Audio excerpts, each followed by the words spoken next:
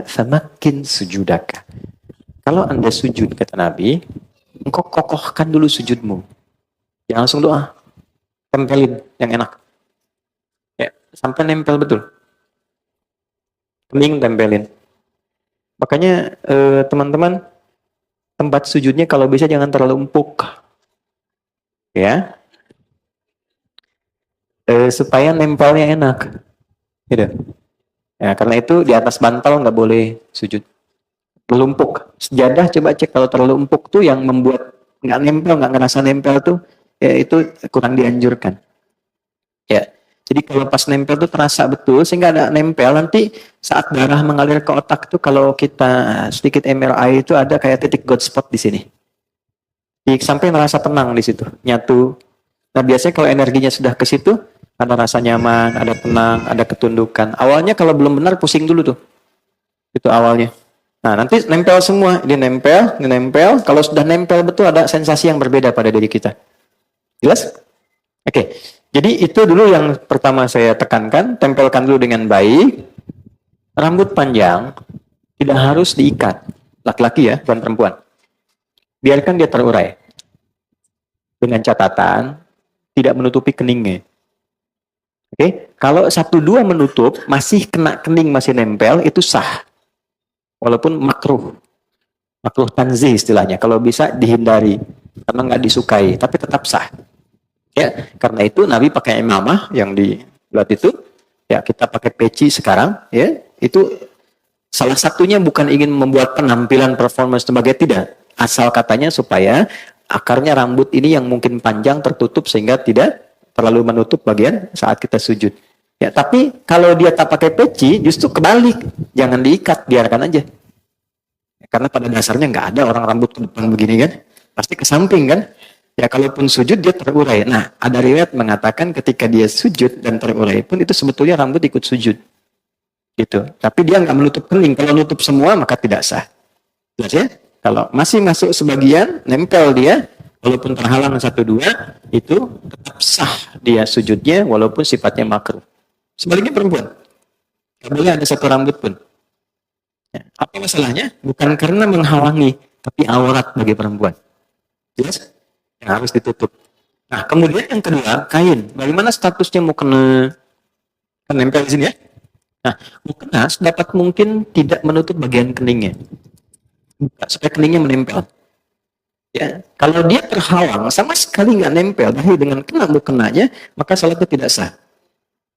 Berbeda dengan mukenanya jadi alas. Pakai jilbab, nutup, mukena karena misalnya di Arafah panas nih, dipakein jadi alas, itu tetap sah. Sah. Ya. Antum pakai sorban di sini.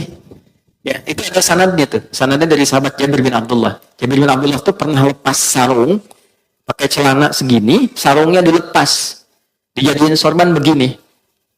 Itu nasabnya selepet begini tuh, ya, pakai gini tuh. Itu Jabir bin Abdullah. Itu bukan ngarang, ada hadisnya. Diprotes, tanya, kenapa mesti dilepas? Kan bagus dipakai. Iya, bagi kita yang punya. Tapi nanti kelak kita temukan orang-orang yang mungkin gak seperti kita. Pakaiannya terbatas. Saya contohkan begini supaya orang tahu pakai begini pun sah. Anda punya sarung, pakaian bagus. Di daerah tuh kan ada yang celananya segini, cuma pakai kaos. Dia tanya, saya sholatnya sah nggak?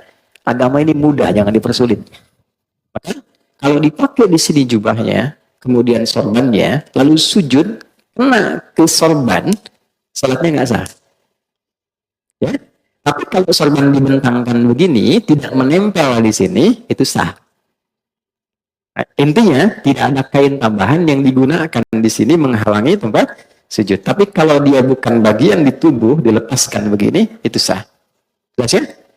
Contoh, boleh nggak saya pinjam? Kasih. Nah, teman-teman contoh begini ya.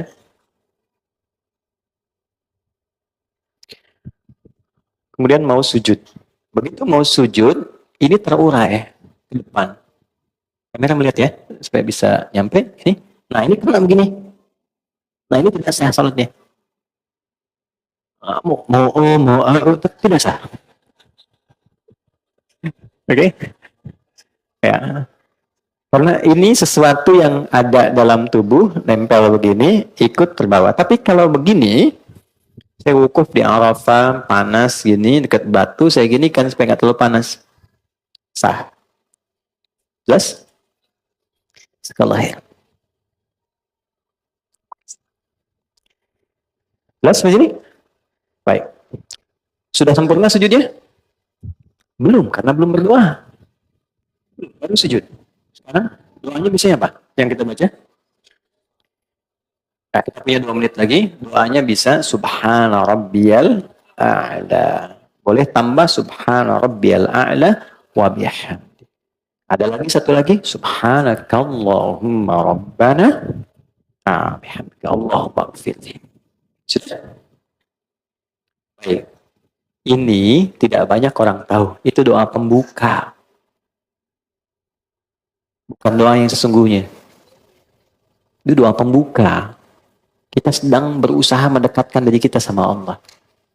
Subhana rabbiyal a'la wa bihamdi. Ya Allah, Engkau yang maha tinggi. Saking agungnya, aku tundukkan bagian terhormatku hanya untukmu. Kan kehormatan manusia itu di kepalanya.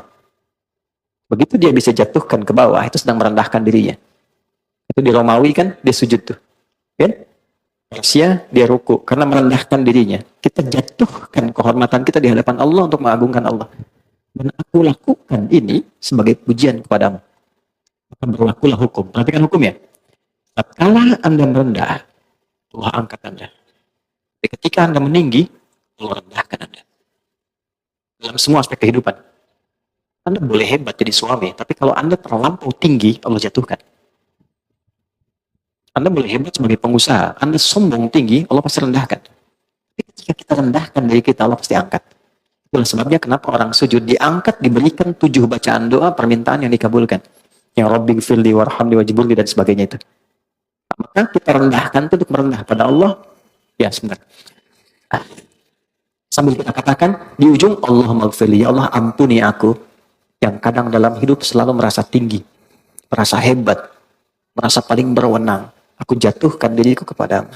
Begitu kita ucapkan Subhana Rabbiyal A'la wa bihamdi atau Subhanakallahumma bihamdika Allahumma gfirli, jatuh, maka muncullah kemudian apa yang kamu mintakan. Maka Nabi katakan fa'aktsiru doa, perbanyak doa. Kalau permintaannya seperti Nabi ajarkan, boleh dilafazkan. Tapi kalau tidak sama dengan yang Nabi ajarkan, cukup di hati kita sampaikan. Ya, masalah rumah tangga pengen curhat, masalah pekerjaan, ya, masalah sosial, hadirkan. Senikmat apa yang bisa kita lakukan. Tapi lihat sedang sholat apa. Kalau berjamaah, ingat-ingat ada imam. Jangan imam sudah naik lagi, Anda masih sujud. Atau sebaliknya, Anda jadi imam, ingat makmum. Ada batas standar. Karena itulah silahkan nikmati dalam sholat sunat.